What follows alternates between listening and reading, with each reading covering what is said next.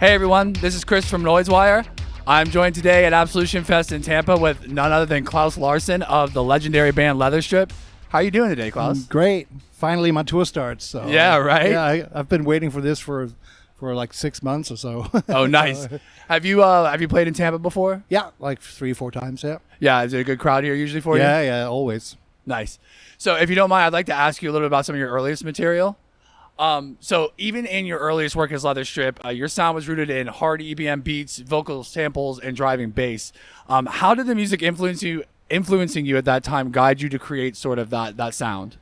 Well, I was working with different bands in the 80s, and the other guys didn't really have the same passion as I had. So one day I'm doing it on my own, and I just did whatever came out of me, and that happened to be Leaether Strip. So wow. So I wasn't really into the. Of course, I've listened to some of the earlier stuff, Fat Gadget, Duff, Depeche Mode, all that. But I was kind of doing my own thing, really. Wow. I didn't want to be boxed, so I just tried stuff out, and I got signed really quickly. So yeah. That's amazing though, because it's such a iconic sound, and it's inspired so many other artists and create a whole genre pretty much. It's just it's really interesting to hear that you were just. Yeah, it's pretty crazy when you say it. So on The Pleasure of Penetration, your vocals were primarily clean. Broken demands in the black atmosphere. The dark child will never find a way out of here. Dreams of the uncold, dreams of the black ball. The man in the door will never hear your call. That was not my fault. Oh, that wasn't? Okay. Yeah, no, that's kind of my question. No, because I recorded the demos, which I still think are better than the studio recording. Okay. They got me down to Frankfurt to record there at their studio, and they kind of cleaned it up, my vocals. Yeah.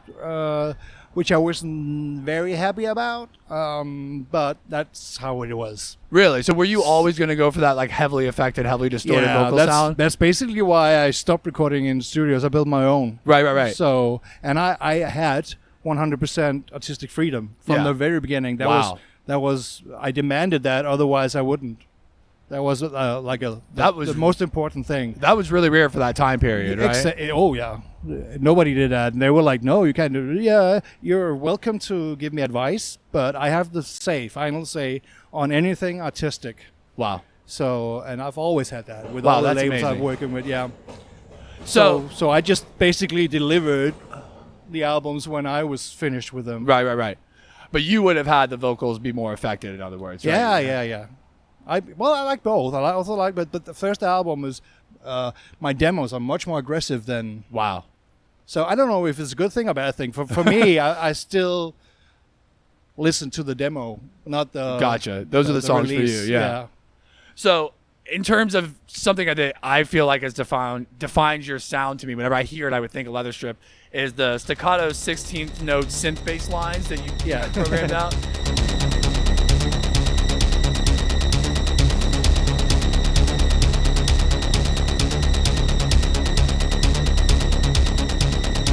Tell me what it's like to lose control. How did you come across that style of sequencing? Like, what was there any other bands that were doing something similar rhythmically, or is that something again that you just did your own? Not really. I started out with being a synth bass player. Yeah. So bass was really the most important thing for me in a song. Okay. Really. I still to this day I always start with a bass line. Yeah. And then build on that.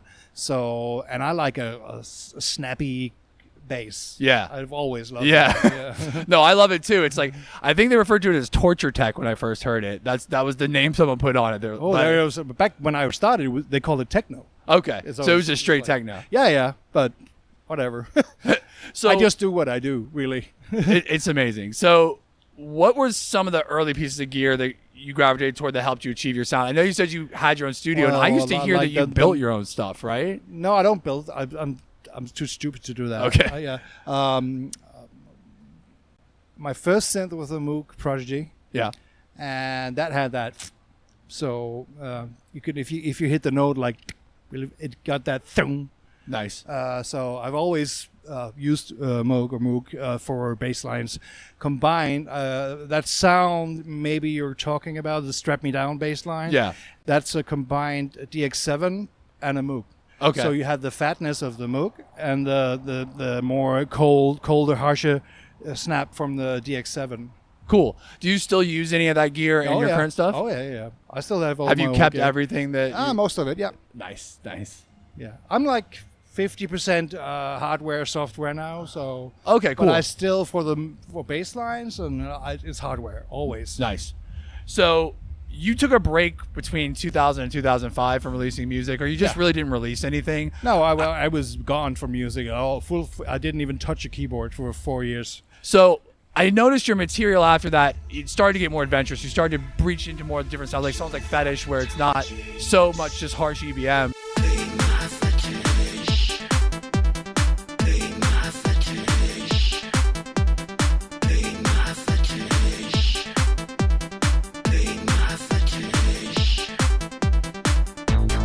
Do you think that taking that break kind of opened up an opportunity for you to be more creative, or? I guess I got older. Yeah. I think wiser. It's hard to explain because I've always just went into the studio and whatever comes out, comes out. Right. I don't really overthink it. I don't sit down. Now I'm gonna do a track like this. It just whatever comes out. And I've always been like all over the place, like melodic, sometimes very harsh, because that's my influences are very varied. Like it's classical, technopop, metal. Any kind of genre where I find there's a heart in it, folk music too. I love all kinds of stuff. So I guess that's why I'm not like what you call a one-track pony. It's like my albums kind of. Then you have a harsh track. Then there's a really synth poppy track. And labels never like that. They want you to have a sound. Yeah. And I said, fuck that. I'm doing what I'm doing. I have no control over it. So whatever comes out, comes out. That's amazing. So you do lots of special editions, collector's editions for your releases. How much of it is about giving fans something tangible and meaningful? It's only because of that. Really? Okay. Yeah. And do you think it's important to preserve a physical legacy of your material? I would never just release like albums or stuff like that on digitally. Never. I would rather stop releasing stuff than do that. Okay. Because I'm old school and I need something in my hand. Yeah. You know, I can listen. I don't have Spotify. I can listen. I use Bandcamp mainly, and I can listen to that. If I like it, I will buy it from the bands. Absolutely. themselves. Yeah. So you're a big vinyl collector, I would assume. Yeah, Still, I collect. Nice. I have a house full of stuff. So you recently released the latest in your appreciation album series. Yeah. Road sands getting nearer. We cover distance, but not together. I am the storm, and I am the wonder. And the flashlights, nightmares, and sudden explosion. How do you decide which songs to cover, and do you have a personal favorite among the covers you've done so far? Well, I've always done covers, and it's like something I do because it's just me. So to get new inspiration and stuff like that, or have a break writing Leather Strip songs, because if you continue writing Leather Strip songs, like sometimes you get stuck in the sound. So it's good to like do a cover, do something else, and then go back. Right. So that I've always used covers for that. And Cleopatra wanted to release them, so I was sure, let's do that. Nice. Yeah, because I would have done them anyway. So, and it's always songs I find intriguing or interesting. But you don't have a favorite out of the ones you've done? Yeah, the covers, the Dr. Mabuse from Propaganda, that's my favorite. Oh. Sell your soul, sell your soul, sell your soul. Never look back, never look back. Okay, nice. And I got to play it for them. I played with Ex-Propaganda, the girls, last weekend in Germany, and I got them to listen to it, and they were impressed. So I was really happy. Oh wow, that's my favorite. An amazing experience. Yeah. So one of my personal favorites in your appreciation series was the Deutsche Welle album. Yeah. For album wise, that's also my favorite of the appreciation. So what motivated you to do a full German cover album? Cleopatra wanted me to do 99 Luftballoons. 99 Luftballons, 4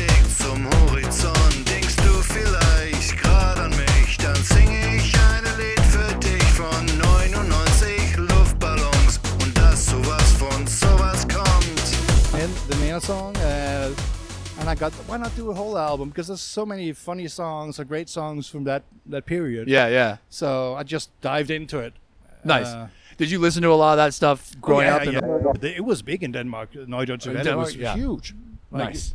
Nana would play like big arenas back in the 80s. Oh, wow. She still tours, and she just played for like 500-600 people. But back then it was like big. She was huge. So you have other side projects. Klute, is it Klute? Yeah, Klute. Klute and AM Tier Park. What makes those projects distinct for you? And have you ever found yourself taking work originally meant for one of those projects and bringing it back to Leaether Strip? No, never. When I do Klute, it's Klute. When Okay. I do Tier Park with John, my partner there for that, it's that. I never really. Sometimes he goes, "Oh, you just did an Tier Park track." No, that's Leaether Strip. So How do you know? Like, because it all just, I just comes know. out. I just know. Yeah. Because John does all the music for Tier Park, and so he sends me finished tracks, and I write a lyric and do the vocals. Nice. That's how we work. Klute is me only, and when I do Klute, I just exclusively do Klute until whatever release is finished. Yeah. So from start to end, and it's much more punky, much more spontaneous the way I work. Leaether Strip tracks can take like 3-4 weeks to compose. Yeah. A Klute track could be like a day. Oh, wow. A few hours. Yeah. Oh, wow.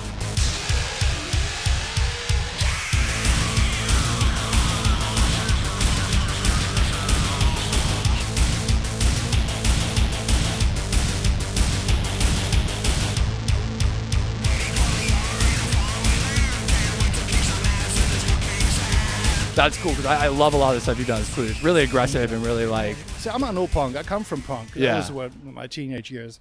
So I love that stuff, and that way of working is also very good for inspiration. And you try out stuff I wouldn't maybe try with Leaether Strip. Right. So it's good for me to do different stuff because I'm alone. Yeah. So I don't get stuck in one sound. Yeah.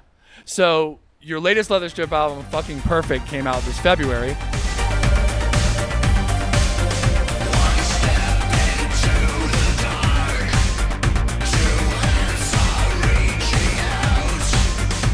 What was your approach to writing that material, and were there any specific experiences or things that happened in your life that kind of inspired it? Well, the last couple of albums is more like processing my partner's death, and so that had inspired me to do that. And I wanted to do a melodic album, so that album is more melodic than the previous ones. So, because I'm a sucker for a good melody, so I wanted to do like more a positive, a more happy album. Cool. And the next one will be really dark. It's like when you have too much cake. Yeah, It's yeah. like, So your North American tour begins tonight at Absolution Fest. Have you found like generations of fans in your shows, and what has that meant to you? Seeing like the just like different types of people coming out to see Leaether Strip. especially over here, I have like a new younger crowd coming along now. Yeah. Because maybe the parents were listening to it, or they were researching, finding tracks on Spotify or whatever they use. So yeah, it's, especially over here, there's like a new generation coming along to the shows, and that's wonderful. Yeah. Do you ever see like a dad with their kids? or Yeah, anything like that? lots of Nice, that, especially nice. over here. Not so much in Europe, a little bit, but over here, yeah. Nice. Because Americans are more open-minded, believe it or not. Really? Musically, they are. In Europe, we have more tribes. If you like that kind of music, you can't like that. Got it. Over here, it's much more open-minded. Yeah. So how do you curate your set list for your tours? Like, Oh, that's a pain in the butt. yeah. It's really hard. I try to make it interesting for myself, and I want it to try to make it as upbeat as I can, because I want people to party. Yeah, of course. To get some aggression out, some energy out. So I don't play that much slower songs because I get bored on stage. Yeah, for sure. Yeah, I want to go nuts up there. Nice. So we touched on this earlier, but you've inspired generations of EBM and industrial artists. What does that mean to you, like that legacy that you're leaving behind? Like, do you ever hear certain bands, and does it make you happy to hear certain bands sort of inspired by Leaether Strip sound and bringing the sound forward? It's amazing. It's amazing. But I'm still doing what I love to do when I was 14. Yeah. You know, I'm almost 60 now. Yeah. And I still get to do this. Who gets to do that? Right. And if I can inspire a person to buy a synth or do something creative, that's worth all the shit. Nice. That makes me really happy and proud. I'm allowed to be proud. Yeah. So aside from this tour, what do you have coming up in the next couple months or in the next year or so? Next year has already been booked up really quickly. Nice. So I'm going to be just as busy. I've never been as busy as I am right after COVID. It just more and more. Yeah. So I'm really grateful for that. When COVID came, I thought it was over. Right. So I'm really grateful that I still get to do this. So I have more gigs and I have some festivals and some Christmas stuff. And then next year, we're working on something around May when I play the Dark Force to do maybe Canada Nice. or more American dates then. And hopefully another US tour in the fall. Any new material you're working on? Oh, yeah. The next album is finished. Oh, wow. So I just need to wait with all this tariff stuff. Yeah. I don't want to release it, and then people have to pay shitload of money to get it. I get you. So I'll go see what happens with that. So sometime next year. Cool. Well, it's been a real pleasure talking to you. I likewise. can't wait for your performance tonight at Absolution Fest. And, Now they're gonna. hopefully I'll get to talk to you again sometime soon. Oh yeah. Well, thank you.